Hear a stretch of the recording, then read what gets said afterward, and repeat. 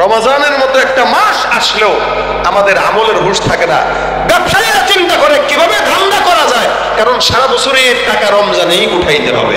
নিজের জায়গা ঠেলে ঠেলে আরেকজনের জায়গার ভিতরে কষা গাছ খুদি 5 বছর 5 দিনের জন্য ভাই 1 সপ্তাহ করে দিয়ে দিতেছে, দেন না ভাই, খুব দরকার।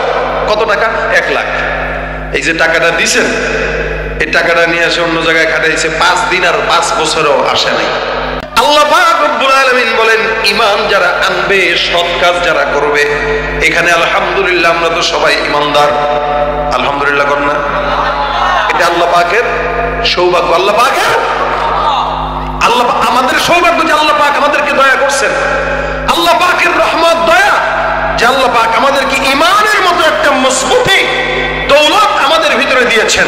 এখন হয়তো আমরা কেউ নামাজ পড়তে পারি, কেউ পড়তে পারি না, কেউ জিকির করতে পারি, কেউ পারি না, কেউ ঈমানের পথে চলতে পারি, কেউ একটু কম চলে, কিন্তু ঈমানের দৌলত তো আছে। শুধু আছে বললেই ভুল হবে।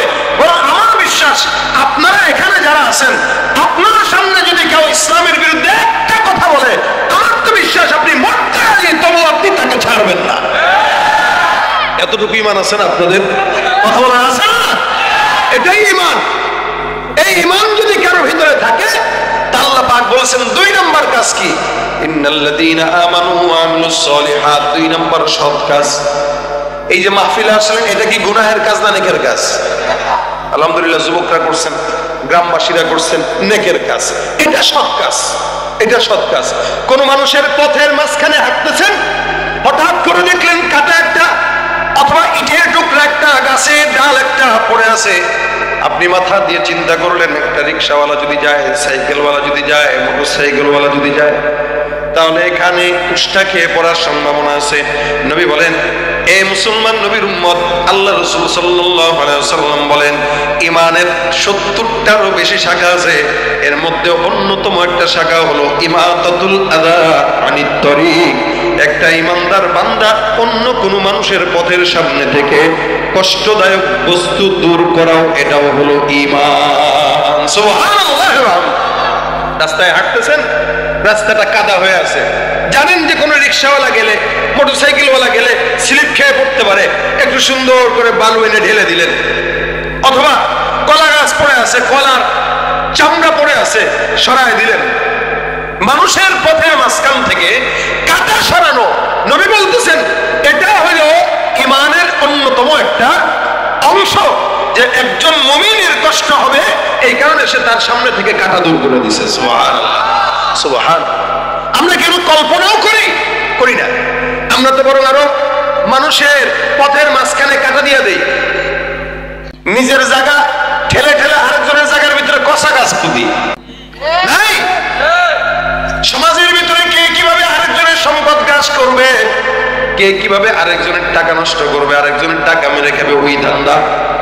আল্লাহ পাক রব্বুল আলামিন এই কারণে বলেন, জান্নাতে যেতে গেলে কাজ হলো 2টা, বেশি কাজ না। এক এক সময় আল্লাহ পাক রব্বুল আলামিন এক একটা জিনিসের কথা বললেন। এখানে 2টা কথা, একটা হলো ঈমান আর 2 নম্বর হলো আমলে সালেহ। অর্থাৎ ঈমানদার যারা, তাদেরকে আল্লাহ পাক রব্বুল আলামিন সৎ কাজ করার কারণে জান্নাত দান করবেন। সুবহানাল্লাহ। সৎ কাজের মধ্যে কোরআন তেলাওয়াত সৎ কাজ, দান করাও সৎ কাজ, ঈমান আনাও সৎ কাজ, নেক কাজ করাও সৎ কাজ, জিকির করাও সৎ কাজ। যার কাছে যেটা সৎ কাজ মনে হয় সেই সৎ কাজটাই করেন। যেই সময়টা চলতেছে, রজব মাস চলতেছে, এই মাসটা আসলে আমার পয়গম্বর সুন্দর করে দোয়া করতেন, আল্লাহুম্মা বারিক লানা ফি রজব ওয়া শাবান ওয়া বাল্লিগনা রমাদান। নবী বারবার বলতেন, আল্লাহ আমাকে রমজান পর্যন্ত হায়াত দাও। আল্লাহ নবীও হায়াত চাইলেন আল্লাহর কাছে, আমরাও সমাজে হায়াত চাই, নবীও হায়াত চাইলেন। আমাদের হায়াত চাওয়া, রাসূলের হায়াত চাওয়ার মধ্যে পার্থক্য আছে না নাই? রাসূল সাল্লাল্লাহু আলাইহি ওয়াসাল্লাম কিভাবে হায়াত চাইতেন আল্লাহর কাছে, অথচ নবীকে আজরাইল যখন পাঠায় দিলেন, রাসূল বলছেন আল্লাহুম্মা রফিকাল আলা। আল্লাহ পাক রাসূলকে ইখতিয়ার দিয়ে দিলেন, হে নবী, আপনি যদি মন চায় থাকতে পারেন, মন চাইলে যেতেও পারেন, নবী বলেন জমিনের মধ্যে থাকার আমার কোনো ইচ্ছা নাই, আমি আমার মালিকের সাক্ষাৎটাই বেশি পছন্দ করি।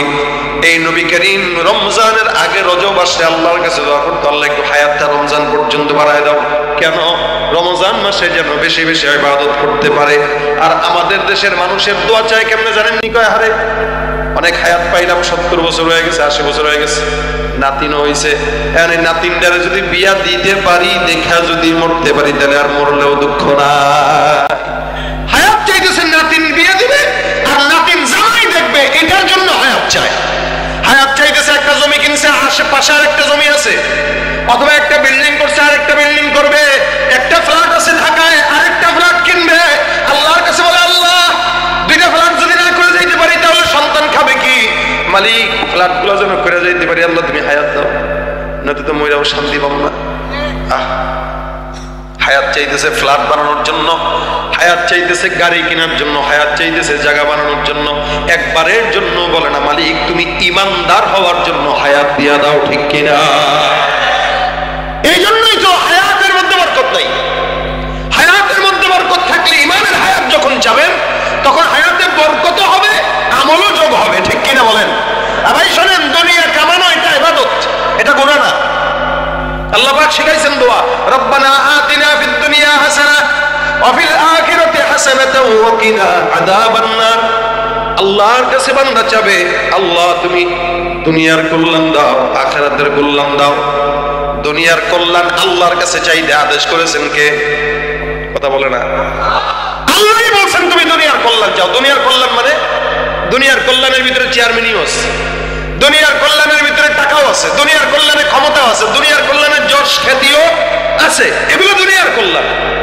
তার মানে এটা নয় দুনিয়ার কল্যাণ পেয়ে আখিরাতের কল্যাণকে লাথি দিব, কথা বুঝেন নাই? দুনিয়ার কল্যাণও দরকার, আখিরাতেরও কল্যাণ দরকার। রব্বানা আতিনা ফিদ দুনিয়া হাসানাহ ওয়া ফিল আখিরাতি হাসানাহ ওয়া কিনা আযাবান নার। কত সুন্দর দোয়া।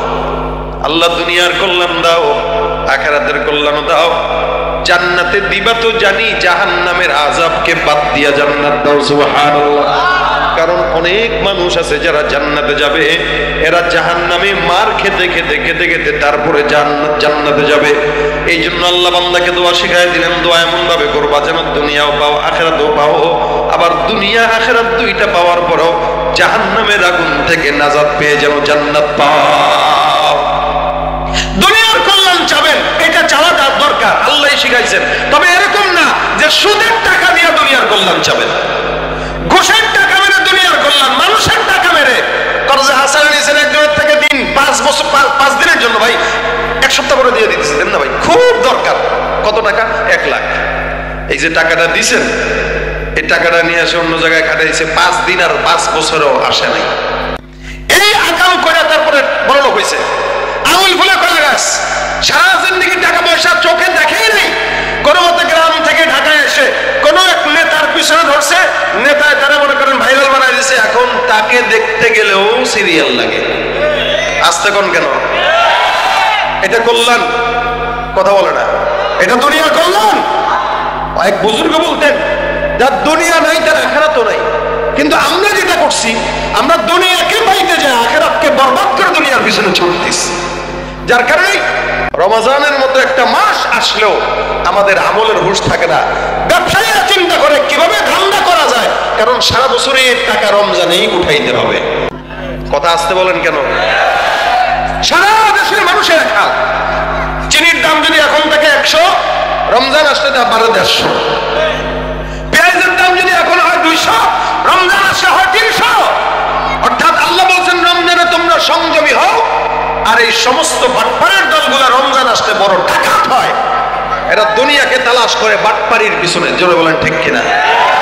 আল্লাহ বলছেন দুনিয়া তালাশ করো, আল্লাহর কাছে চাও, নেকের মাধ্যমে চাবা, ইমানের হালতে চাবা, তো আল্লাহ পাক দুনিয়ার নিয়ামত কেউ স্থায়িত্ব করবেন, বারাকা দান করবেন। এই জন্য আল্লাহ পাক রব্বুল আলামিন বলেন, ইমানদার যারা নেক কাজ করবে, ঈমান আনবে, তারা জান্নাতি। কোন জান্নাতি? বলে আল্লাহর জান্নাতি, জান্নাতুল ফেরদাউস।